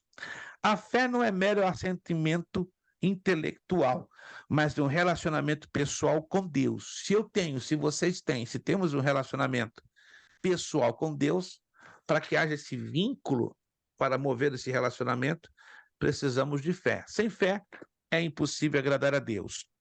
A fé não é uma emoção que passa de uma pessoa para outra, mas uma convicção interior que se gera no indivíduo. Convicção, ninguém me convence do contrário. É uma certeza que está lá, na raiz do nosso ser, e está ligado com vínculos. A fé não se dirige a um credo ou crença doutrinária, mas a uma pessoa. A fé não é um ato isolado na vida, mas uma maneira de viver. Uau! A fé não é uma simples confissão, mas uma dedicação ou entrega evidenciada pelas obras da fé na vida da pessoa. Atitudes. A fé é a chave dourada que abrirá os portões do palácio da eternidade. A palavra crer, fé, resume em si tudo quanto um pecador pode e deve fazer para ser salvo. Sem fé é impossível agradar a Deus. Vamos rapidamente agora, fazer um rápido resuminho com alguns dos nossos slides, para ficar, se ficou alguma dúvida, essa dúvida tem que desaparecer com força aqui do nosso meio. Isto, perfeito. Todos estão enxergando os slides? Todos estão enxergando? Todos? Alô? Perfeito. Vamos lá. Necessidade de salvação. Para entendermos a salvação, precisamos entender por que necessitamos dela. Porque o pecado exerce uma influência. Esses textos que vocês estão vendo é a forma como se escreveria no grego os textos de Romanos 3:9, Romanos 5:21 e Romanos 6:14. Então, precisamos da salvação, número 1, porque o pecado tem uma influência terrível sobre nós, seres humanos. Número 2, porque Satanás é o agente que provoca o pecado, de aumentar a potencialização, deste pecado em nós. Algumas definições de pecado é a falta de conformidade com a lei de Deus em estado, disposição ou conduta. O pecado é qualquer coisa contrária ao caráter de Deus. Pecado é deixar de se conformar à lei moral de Deus, seja em ato, seja em atitude, seja em natureza. Isso aqui são definições bem bíblicas e bem objetivas sobre pecado. O pecado se opõe diretamente ao caráter de Deus e, assim como Deus necessariamente e eternamente se deleita em si mesmo e em tudo que ele é também necessário e eternamente detesta o pecado. É, em essência, a contradição da excelência do caráter moral de Deus, contradiz sua santidade e, portanto, ele tem de detestá-lo. Agora, o que a Bíblia, quais são os termos bíblicos para pecado? Pecado, desobediência, transgressão, iniquidade, mal, maldade, malignidade, perversidade, rebelião, rebeldia, engano, injustiça, erro, falta, impiedade, concupiscência, depravidade, depravação. Esses são os principais termos bíblicos usados para pecado. Pecado em nós, preste muita atenção, olha só. Tem 3 linhas que precisamos entendê-las bem de perto. O pecado pessoal. O que fazemos ou deixamos de fazer que contraria o caráter de Deus. Romanos 14, 23 e Tiago 4, 17, que nos ensina: aquele que sabe fazer o bem não o faz, comete pecado. Temos a natureza pecaminosa, que Paulo, aos Romanos, por mais de 30 vezes usa a expressão carne. Quando a palavra carne aparece, não se refere a isso aqui, ó, ao nosso tecido, ao nosso corpo físico, mas se refere à natureza pecaminosa. Carne em português, sarx, como está no grego. Então, essa sarx, carne, essa natureza pecaminosa, é a condição que se encontra todo homem e que o impossibilita de agradar a Deus. Nós, naturalmente, não temos capacidade de agradar a Deus, se não for pelo Espírito Santo, claro. Pecado imputado, que também traduzimos por pecado transferido. O homem carrega em si o pecado de Adão. Romanos 5,12 nos ensina isso. O pecado na vida do cristão. O cristão tem pecado? Tem. Vamos lá entender isso aqui. O fato do pecado na vida do crente. Ele tem, mas pode se livrar, né, confessando e tendo a limpeza dos mesmos pelo sangue de Jesus. O padrão para o crente, já falamos, é andar na luz, viver de acordo com a Escritura. A prevenção do pecado na vida do crente. Parece uma fórmula mágica? Não. É uma orientação bíblica bem eficaz. Através da palavra de Deus, através da intercessão de Cristo e através do Espírito que habita nele. Então, temos a palavra, amém? Temos a intercessão de Cristo e temos o Espírito que vive em nós. Então, podemos lutar para prevenir a prática do pecado na nossa vida. Penalidades do pecado na vida do crente. Quando o crente não confessa e não deixa os seus pecados, ele tem as seguintes penalidades: perda de comunhão, exclusão da instituição religiosa, que seria, né, o chamado exclusão ou disciplina com exclusão. Perdão. Vem a disciplina de Deus e, às vezes, a morte física. O remédio para o pecado na vida do crente, sem dúvida, é a confissão. Já falamos sobre isso. A salvação em relação ao pecado, já falamos também, ó, nos livros da condenação do pecado, justificação. Nos livros do poder do pecado, que é a santificação, e nos livros definitivamente do pecado, glorificação. Aspectos fundamentais da salvação. Aqui nós vamos entrar agora nesse ponto 3. Os quais não nasceram do sangue, nem da vontade da carne, nem da vontade do homem, mas de Deus. João 13. Pois segundo o seu querer ele nos gerou pela palavra da verdade para que fôssemos como primícias das suas criaturas. Tiago 1,18. Bendito Deus e Pai de nosso Senhor Jesus Cristo, que segundo a sua muita misericórdia nos regenerou para uma viva esperança, mediante a ressurreição de Jesus Cristo dentre os mortos. Primeira carta de Pedro 1,3. Temos uma promessa que está em Ezequiel 36, 26, 27. Dar-vos-ei coração novo e porei dentro de vós espírito novo, tirarei de vós o coração de pedra e vos darei coração de carne. Olha só, Espírito novo, coração novo, coração de pedra, coração de carne. Porém, dentre vós o meu espírito, e fareis que andeis nos meus estatutos, guardeis os meus juízos e os observeis. Natureza do novo nascimento. É um mistério. Sabemos que estávamos mortos e fomos vivificados, Efésios 2:1. No sentido verdadeiro, nascemos de novo, João 3:7, Efésios 2:5, Colossenses 2:13. Não fazemos mais parte do velho Adão. Produto da regeneração na vida do cristão. Não se esqueçam dessa palavrinha. Regeneração. Resultados: salvação. Não vive no pecado, pratica a justiça, tem um amor semelhante ao de Cristo, vence o mundo, a nossa fé, tem proteção e produz fruto digno da árvore que está inserido. Nossa salvação, meus irmãos, é por graça e por fé. Na predestinação divina, todos estão envolvidos na salvação. Na predestinação estão implicadas duas situações: eleição e reprovação. Estas duas situações estão na base direta do livre-arbítrio do homem. O homem escolhe, quer, não quer, esquerda ou direita, céu ou inferno. O homem é que faz a escolha. Já vou adiantar algo que nós vamos trabalhar isso na próxima aula. Daí entendemos que a salvação pode ser perdida. De que maneira? Temos dois casos aqui. Ó. Primeiro caso, carta aos Hebreus, capítulo 6, verso 4 a 8. Aí temos as palavrinhas que eu estou separando aqui, porque nós vamos falar desse texto na próxima aula. Iluminados, provaram do dom celestial, se fizeram participantes do Espírito Santo, provaram a boa palavra de Deus e os poderes do mundo vindouro. O que quer dizer iluminados?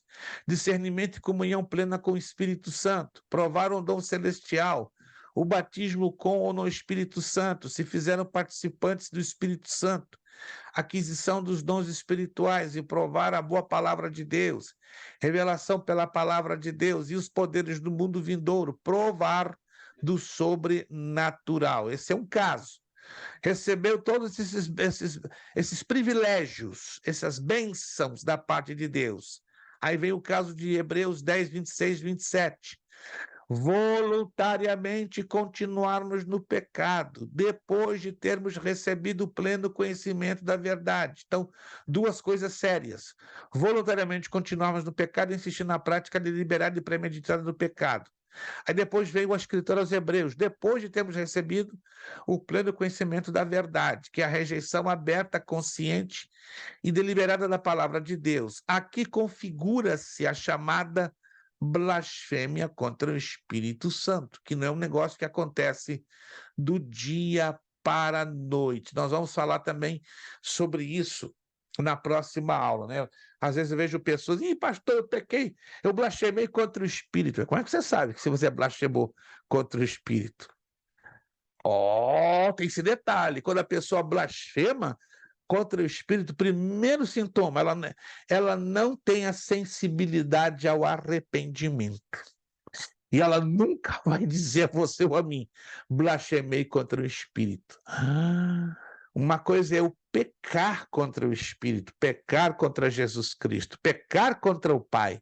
Mas escute, a pessoa que blasfema contra o Espírito Santo, ela não reconhece que já blasfemou, porque ela já perdeu a sensibilidade ao arrependimento. É como Paulo fala, né? Sua mente já está cauterizada, já está queimada. Mas espera aí, esse é um processo que acontece do dia para a noite? Não, é um processo longo. Pode durar semanas, meses e até em alguns casos anos. Mas nós vamos falar isso na próxima aula, porque está dentro do pacote da predestinação. Deixa eu entrar aqui na conversão. A palavra conversão significa virar-se para a direção oposta. Na Bíblia, esta palavra é usada para descrever a mudança total que ocorre na vida, que abandona o pecado e se volta para Cristo. A conversão ela envolve dois atos. Olha só. Número 1, dar as costas ao eu e ao pecado. Número 2, crê em Deus, voltando-se para Ele e abraçando a vida eterna. Se a pessoa não se achega a Deus buscando a conversão incompleta, o simples fato de rejeitar o pecado resulta somente numa reforma humana provisória e não transformação divina e plena. Outro resultado da conversão, sabe qual é? Os frutos dignos de arrependimento. Tiago ensina: a fé sem obras é o que é? Morta. Morta. Somos salvos pelas obras ou pela fé? Pela Pela fé. fé. Pela fé. Mas qual o resultado das obras? Obras é resultado de quê? Ela é resultado da nossa conversão. Pela árvore. A árvore é conhecida através de quê? Através de que elementos? Frutos. Frutos. Como as pessoas saberão que eu sou um cristão? Através dos meus frutos, através das minhas obras, que apontam o quê? Para a minha conversão. Anote aí, uma pessoa convertida tem que ter frutos, tem que ter obras, mas não nos enganemos, obras e frutos não nos vão levar para a eternidade salvos, de jeito nenhum. A nossa salvação está vinculada à fé e à graça de Deus. Agora, as obras, os frutos, são consequência de que um dia nascemos de novo, de que um dia fomos regenerados. Anotado? Isso aqui é importante, porque dá um pouquinho de confusão na cabeça de algumas pessoas. Não, então eu não preciso de obras, eu só preciso de fé. Fé, sim, para a nossa salvação. Obras, sim, para provar que somos salvos, que somos transformados pela palavra e pelo poder do Espírito Santo. Justificação. Vamos fechar essa parte aqui pelo menos hoje e temos que corrigir os exercícios.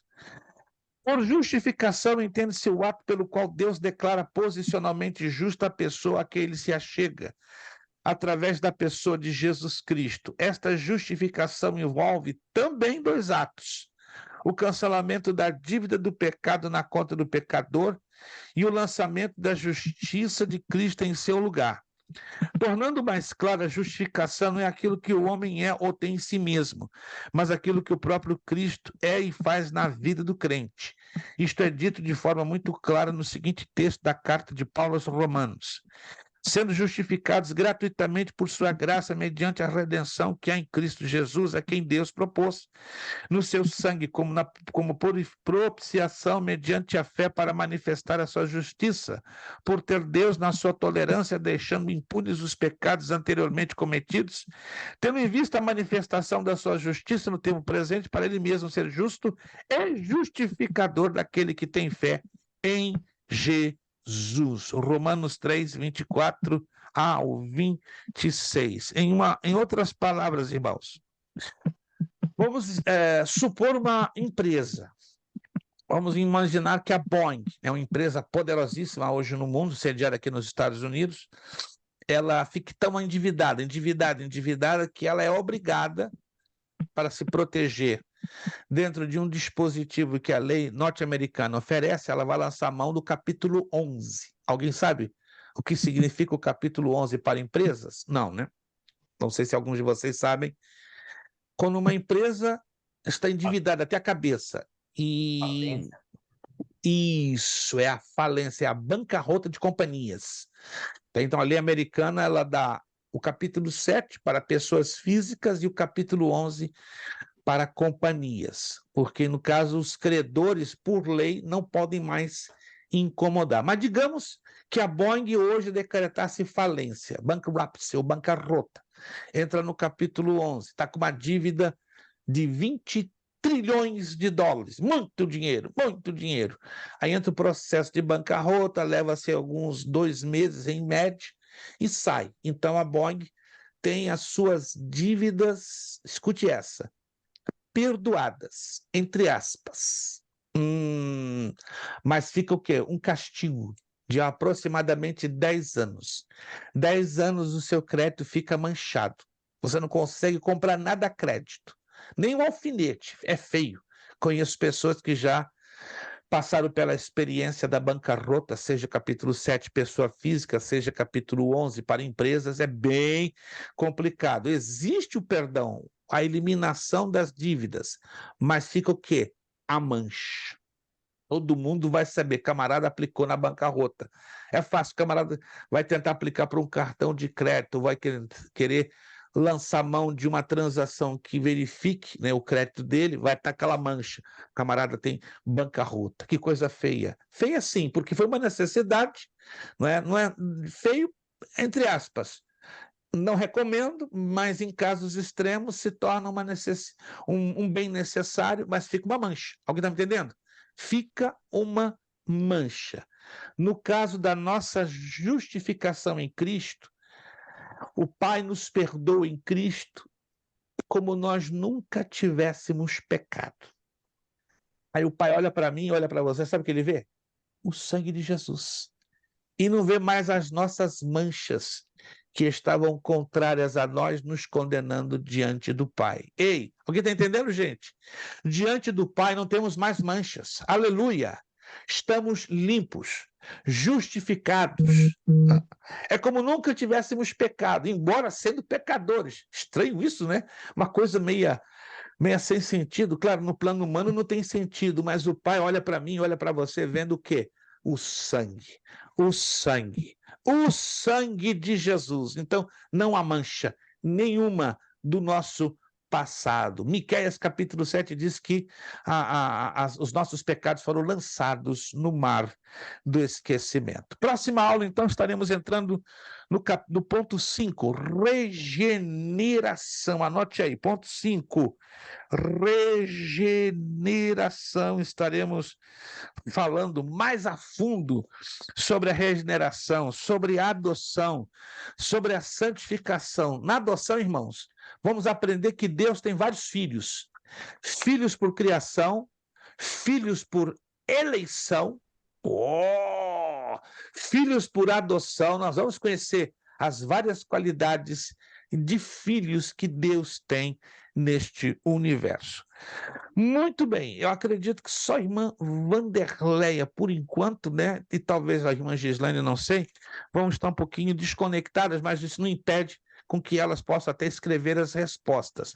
Vamos aqui para o nosso questionário, na página 11 e da página 12. Página 11 e página 12. 11 e 12, isso. Página 11 e página 12. Vamos lá? Vamos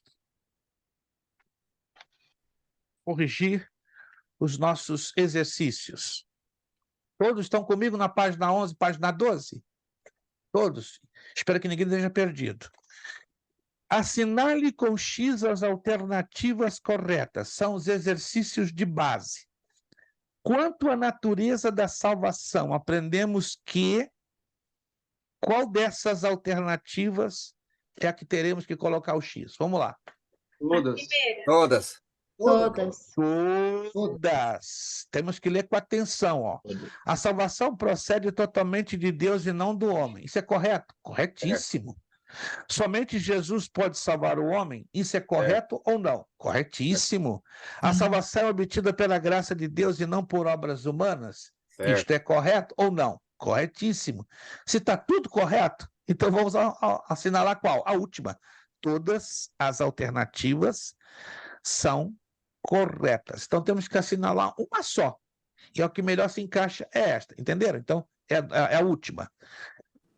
1.2. Das seguintes, não é uma declaração verdadeira quanto à salvação. Tem uma aí que não bate. A salvação abrange unicamente a alma do homem. A primeira. Então, essa declaração está errada, porque lembra-se que nós estudamos que ela abrange o espírito, a alma e o corpo. Abrange todo o nosso ser. Então, a primeira aqui está errada. Então, assinale aí X na primeira. A salvação é uma obra de quem? 3. Da Exclusivo. Trindade Da divina. Trindade, exato. O Pai, o Yeah. Filho e o Espírito Santo trabalham, não é não é apenas uma única pessoa da Trindade. Então, ponto 3 da Trindade divina. Agora aqui, atenção, porque aqui pode dar uma pequena pegadinha. Assinale a coluna A de acordo com a coluna B. Vocês vão me dar a ordem das letras. Como é que ficaria a ordem? Isso aqui. D-A-C-B. D, A, C, B. D de dado, A de Antônio, C de casa, B de Brasil. D, A, C, B. Voltamos de novo. Assinale com X as alternativas corretas. 3.1 é obra sobrenatural e instantânea de Deus que outorga nova vida ao pecador que aceita Cristo como seu Salvador. Se chama o quê? Regeneração. Regeneração. Cuidado porque pode confundir um pouquinho.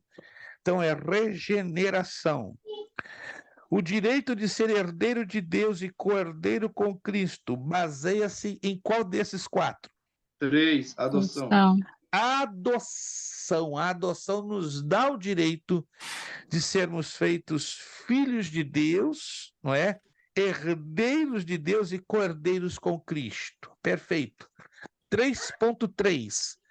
O processo de aplicar a justiça divina à vida pessoal do crente se chama Santificação.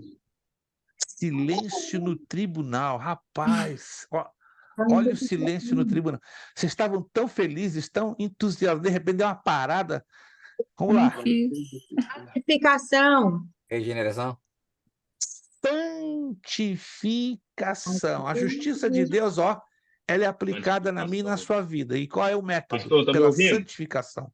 Sim. Ah, tá bom. Não, só make sure. Santificação. Isso.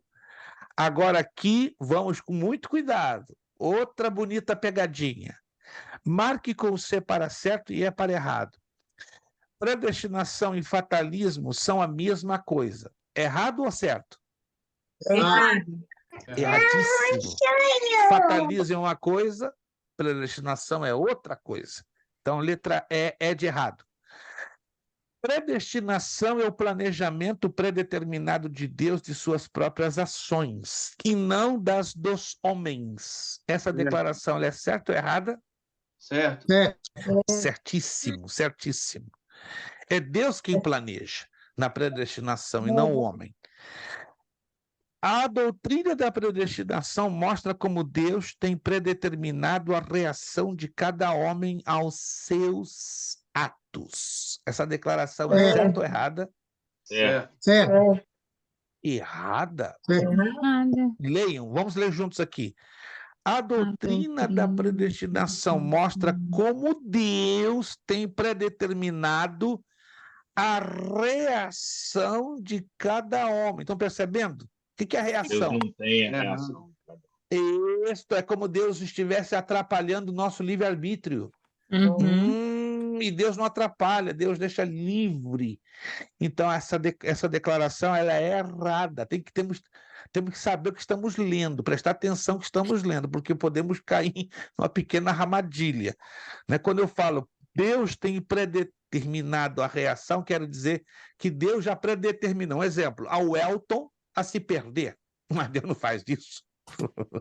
Deus não predetermina, Elton, você vai se perder, e acabou, não tem jeito para você. Aí olha para o irmão Claudiano, eu já predeterminei que você vai estar salvo, está acabado. Aí é entrar naquela história dos presbiterianos, né? Que Deus tem um grupinho já de salvos e um grupinho já de perdidos, mas ele não predetermina as nossas reações, ele deixa a mim e a você a escolha do que queremos em abraçar ou não os caminhos de Deus. Compreenderam o jeito? Essa parte? Isso aqui é importante para nós não criarmos maus entendidos. A lei da gravidade é um exemplo da predestinação de Deus. Vamos lá. Errado. Pegadinha. Errado. Certo! É, porque Alô? Deus já predestinou ela. Né? Não tem como mudar. Exatamente. Ó. Isso aqui está Entendi. predestinado a cair, ó. Gente, vamos prestar atenção no que estamos lendo. Ó, isso aqui está predestinado a cair, a Entendi. menos que você crie elementos extras ou elementos externos que impeça com que essa caneta caia. Como, por exemplo, se eu colocar o meu escritório numa câmara de vácuo, claro, eu vou extrair todo o ar, ó, é verdade? Isso aqui vai começar, eu vou tirar a gravidade aqui dentro, coloco gravidade zero e flutua. Mas, naturalmente, ó, entenderam? Isso aqui está predestinado a cair. Então, a predestinação é uma lei da gravidade. A lei da gravidade é uma predestinação. Alguém me entendeu, gente? Que Deus já predestinou. Isso é uma lei da física. É como as árvores, pastor. E isto, exatamente, elas são predestinadas a caírem. Cedo ou tarde elas vão cair. Tem umas que levam bastante tempo e outras não. Vamos lá. Então, a lei da gravidade, correto. Se um homem se lançar de cima de um prédio, presta atenção isso aqui, ó. Se um homem se lançar de cima de um prédio e morrer porque Deus assim o predestinou, certo ou errado? Errado. Errado, ele escolheu, ele quer dar uma de esperto, né? De Superman, lá em cima voa e não vai acontecer nada. Como não vai acontecer nada? Vai acontecer que ele vai se arrebentar e vai morrer. Então é errado. A salvação predestinada por Deus é limitada a um pequeno grupo de escolhidos seus, certo ou errado? Certo. Errado. Errado. Errado. Deus não tem um grupinho dele, e não tem um grupinho dos que vão mandar para o inferno, não. Porque a salvação é para todos, todos. Aí, o homem que vai fazer a escolha, quer o céu, quer o inferno, então essa declaração é errada. Para fechar, porque já são 10h03, já estouramos 3 minutos do nosso horário. Sublinhe a resposta correta. Foi o primeiro erudito a ensinar que a pessoa, uma vez salva, jamais perderia a salvação. Agostinho ou Calvino? Augustinho. Agostinho. Ó, Calvino. muita gente cai e coloca Calvino. Calvino foi a segunda. Foi Agostinho a primeira. Sublinhe lá, Agostinho. A palavra ser, referente à salvação na Bíblia, mostra que a salvação é como ela é. É condicional ou incondicional? Condicional. Condicional. Condicional. Então, quando aparece a palavra ser, implica em condição, condicional. Aquele, pois, que pensa em estar de pé, qual seria o restante do versículo? Permaneça firme na fé, veja que não caia. Veja que não caia. Veja que não Perfeito. caia. E para fechar, 2 colaboradores de Paulo que naufragaram na fé foram Himeneu e quem? Onésio ou Alexandre? Alexandre. Alexandre. Onésimo foi o escravo fujão, né? Ali de Filemon. Isto. Então, resposta número 1, Agostinho. 2, condicional. 3, veja que não caia. 4, Alexandre. Próxima aula, já vamos corrigir o bloco 1. Deixa eu ver aqui. O bloco 1. Isto. O bloco 1 todinho, 11 questões. Não, são 16 questões. O bloco 1, próxima aula, somente o bloco 1. Se quiser fazer o bloco 2 e o bloco 3, bem-vindo seja, tá? Mas anote aí, próxima aula, vamos corrigir o bloco 1 apenas. E depois, na outra aula, o bloco 2 e 3. Repito, próxima aula, faça como dever de casa, o bloco 1, que são 16 questões. Perguntas, dúvidas? Alguém tem perguntas, dúvidas, abordagens, colocações? Pastor Anderson está ali no cafezinho dele. Esse é homem forte, atleticano forte. Se eu vou tomar um café agora, já era. Fala, irmã Jandira. Ô, pastor, que o senhor falou a respeito de arrependimento, ou só, como o senhor falou, eu me lembrei de Gênesis 28, eu não me lembro qual é o versículo. Quando eu já li várias vezes, e sempre eu fico angustiada quando eu leio, porque Esaú, ele faz, se fosse para botar na linguagem de hoje, ele faz um drama. Ele levanta a voz e ele diz: meu pai, dá só uma para mim, meu pai. Sobrou uma bênção para mim, meu pai. Eu disse, nossa, eu como mãe abraçava e diria, né? Tá bom, meu filho, eu vou te dar uma bênção. Mas o choro dele, a Bíblia fala que ele levantou a voz, ele alçou a voz, a Bíblia fala, né? E chorou muito. Então, tipo, é muita angústia. Mas, ao mesmo tempo, lá em Hebreus, que fala que Deus odiou. Então, aquele choro, aquele drama todo, na verdade, era remorso, não era arrependimento. Remorso. Não era arrependimento. Embora ele fora enganado por Jacó, correto? Que não justificaria as reivindicações. Poxa, meu pai, Jacó que me enganou, Jacó que me roubou, então eu tenho todo o direito de pedir aquilo que me cabe por direito. Mas aí não. Aí a Bíblia revela o quê? A intenção do coração de Esaú. Porque Deus deixa bem claro que o que está aqui dentro é o que vale. Pastor, Embora entendamos, pela Bíblia, que foi Jacó o autor de toda uma situação que levou esse drama. Sim, irmão Elton. pastor, essa é uma das coisas que me dá nó, às vezes, na mente. Naquele período, tinha como você perder uma bênção através de uma simples palavra em negociação de algo que era, não sei se é cultura judaica. Hoje em dia, uma pessoa que ela tem promessa de Deus, tem como ela negociar isso, perder isso para uma outra pessoa, como Esaú perdeu para Jacó? Ou isso é questão de cultura judaica dos... Temos que entender que a questão de promessas está ligado a dispositivos, a princípios. Tomaríamos muito tempo hoje, pelo menos, falando. Nós vamos falar isso um pouquinho na próxima aula e na penúltima. Na lei, na lei, no tempo da lei, as promessas funcionavam debaixo de um grupo de dispositivos, de princípios. Na dispensação da graça, as promessas funcionam debaixo de outro grupo de princípios ou de dispositivos. Mas vamos entender, para o irmão entender melhor, dos dois lados. Quando Deus faz uma promessa, ele não depende necessariamente da minha pessoa ou da sua pessoa para cumpri-la. Por quê? Porque existe a vontade soberana e a vontade permissiva. Se na vontade soberana de Deus eu não me encaixei e eu me desvio, eu saio fora do propósito, Deus vai de qualquer maneira cumprir o propósito dele. Se não for em mim que eu sair do propósito, ele vai cumprir em alguém ligado à minha descendência. Por isso que quando Deus faz uma promessa, ele não faz necessariamente a Elton Ottoni ou a Luiz Prestes, ele faz a descendência. Quando a Bíblia fala, eu te prometo a ti e aos teus filhos. Tem vários textos no Antigo Testamento que usa essa expressão, a ti e aos teus filhos, ou apenas aos teus filhos, ou somente a ti. Mas o conceito de promessa lá na Bíblia, ela envolve não apenas a minha individualidade, mas a minha posteridade. Então, isso vemos com muita clareza quando lemos a carta aos Hebreus, capítulo 11, né? Muitos alcançaram a promessa de longe, mas morreram. Por quê? Porque os seus descendentes foram aqueles que a herderam. Aí que se criou aquela música, né, que é uma heresia, né? Quem tem promessa não morre. Mentira!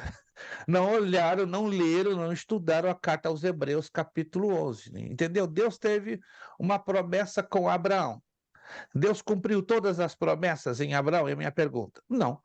Foi cumprida em quem? Em Isaac e em Jacó. Deus teve promessas com Jacó. Deus cumpriu todas as promessas em Jacó? Não.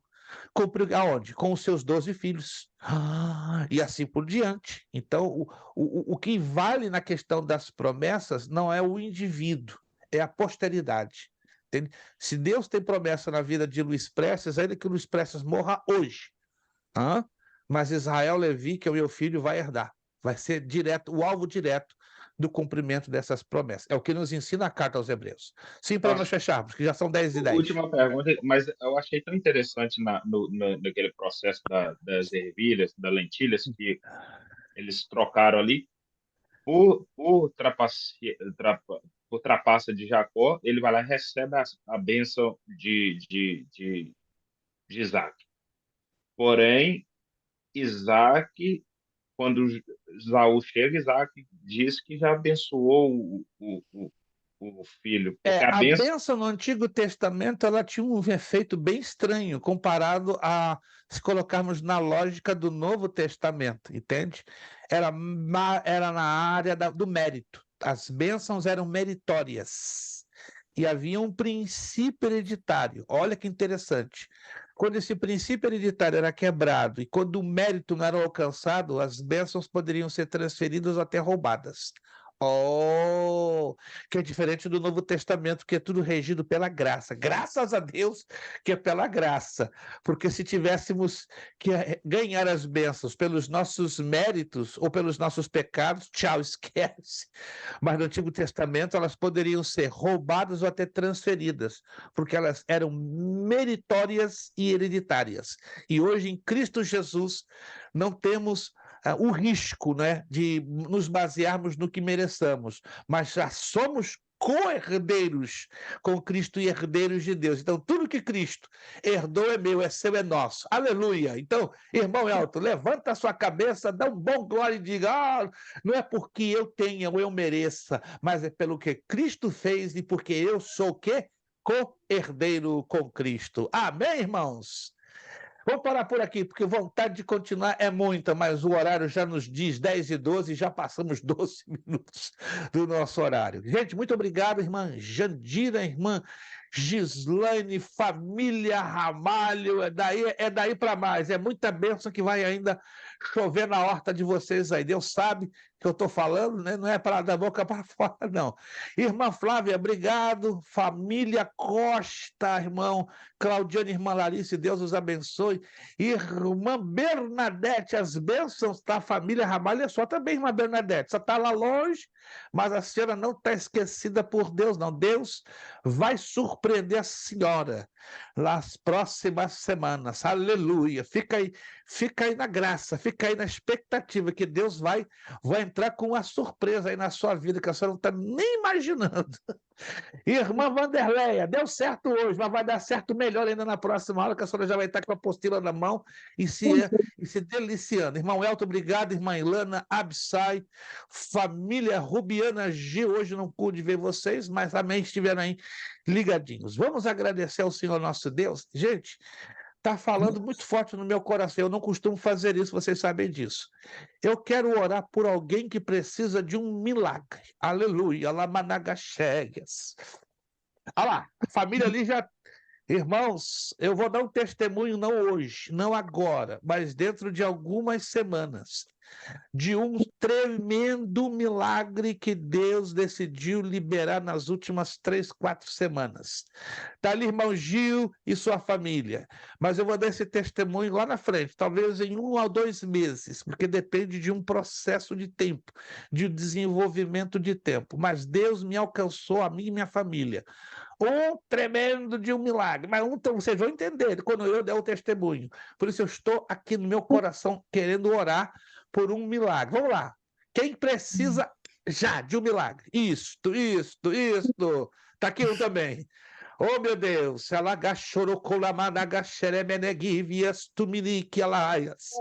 Tem uma graça de Deus aqui descendo entre nós. Não apenas aqui no meu escritório, mas aí. E se tu creres, tu verás a glória de Deus. O Espírito Santo está ministrando aqui agora.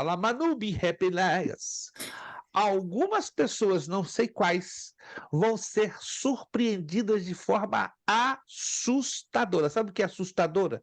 Assustadora, assombrosa. Com um milagre que você julgava impossível. Nada para Deus é impossível. E eu quero orar por este impossível. Você vai entender quando eu der o meu testemunho, porque o que era impossível para mim e para minha família está se tornando possível, porque o nosso Deus é ainda o Deus que abre o Mar Vermelho, que abre o Jordão, que derruba as muralhas de Jericó. Deus está aqui, gente, e daí com você. Senhor Deus e Pai, eu oro pelos meus irmãos que creem e precisam de um milagre. Eu oro, Deus, pelas mãos levantadas, pelos corações compungidos. Eu oro por aqueles que estão já esgotados. Salamanturibiandalaias. Eu tenho passado anos com a minha família num esgotamento emocional e espiritual, até que Deus decidiu bater o martelo e dizer: acabou a espera, acabou o sofrimento, acabou a angústia. Estou entrando na causa de vocês e eu te peço, em o nome de Jesus, enche de fé os meus irmãos, enche de fé, a fé que remove montanhas, enche, Senhor, enche em nome de Jesus e realiza um milagre. Senhor, vai ter testemunho nessa turma da terça-feira. Eu vou ouvir testemunho da nossa irmã Bernadette, eu vou ouvir testemunho da família Ramalho em Porto San Lucy, eu vou ouvir testemunho do irmão Claudiano e irmã Larissa, Lamanagachaleia, eu vou ouvir testemunho da irmã Ilana, Lamassuminiqueia, eu vou ouvir testemunho da irmã Jandira, da irmã Gislaine, eu vou ouvir testemunho da irmã Vanderlei. Irmã Vanderlei não tem a mínima ideia, Lamacharebaia, a ação que Deus vai entrar na causa dela, irmã Vanderlei. Fortalece o seu coração, Deus vai entrar numa causa tremenda, que parece tudo fechado do seu lado, mas o Espírito Santo vai destravar assim, ó, como uma bomba, e a senhora vai ter que testificar, não só aqui, mas na sua igreja e aonde Deus permitir a senhora entrar. Deus abençoe meu irmão Elton, surpreende meu irmão Elton, Senhor, ele vai ser surpreendido, e ele vai entender o dia que acontecer, e não vai demorar muito não, Lamandeleia, vai ser tão grande a surpresa, que a casa dele todinha, da esposa à filha, vão ficar abalados, porque Deus vai entrar com uma causa, com uma surpresa. Abençoa nossa irmã Flávia, Abissai, abençoa Gil e Rubiane, Senhor, assim como eu tenho sido surpreendido com o milagre, em o nome de Jesus eu vou ver milagres acontecendo, Senhor Deus, alabaixa nos próximos dias, eu já quero ouvir desse grupo aqui pelo menos 4, testificando, Labaxalabacaia, os irmãos ali em Porto São Lúcio, eu quero ouvir deles, Senhor, alabá, Jesus está movendo as águas aqui de uma forma sobrenatural, Senhor, eu não sei quem dos 4 aqui, mas eu te peço 4, já para os próximos dias, eu quero ouvir testemunho de milagre. Muito obrigado por essa noite, obrigado por essa aula, obrigado pela tua bondade. Continua se movendo, abençoa a nossa irmã Ana Lu, abençoa o nosso irmão Ítalo, abençoa a nossa irmã Amanda, que aqui não puderam estar, alcança-os também com um milagre, entra na casa deles, surpreende a eles, surpreende minha irmã Ana Lu, surpreende o Ítalo, surpreende a Amanda, surpreende essa turma de terça-feira e glorifica lá, Bassu. Obrigado, Senhor, pelo teu carinho, pelo teu cuidado e pela tua presença, que no final desta aula está aquecendo os nossos corações. A turma da terça-feira da Academia Bíblica Bereia vai testificar como a turma dos milagres, Sim, ó Deus, em nome de Jesus eu creio. E vamos separar uma terça-feira só para testemunho de milagres. Vai chegar esse ponto, que essa turma vai ter tanto milagre que vamos ter que separar uma terça só para testificar milagres. Obrigado. É a minha oração, agradecidos no maravilhoso e poderoso nome de Jesus Cristo. Amém. Prepara, gente, prepara. A turma da terça vai ser conhecida como a turma dos milagres. Você não está acreditando? Espera, não vai demorar muito não. Vai ser tanto milagre que a gente vai ter que separar uma terça para você ter espaço para testificar. Amém, irmãos? Amém, irmãos? Glória a Deus, coisa linda. Eu estou recebendo o renovo da minha fé, e a minha oração é que você também seja renovado no poderoso nome de Jesus.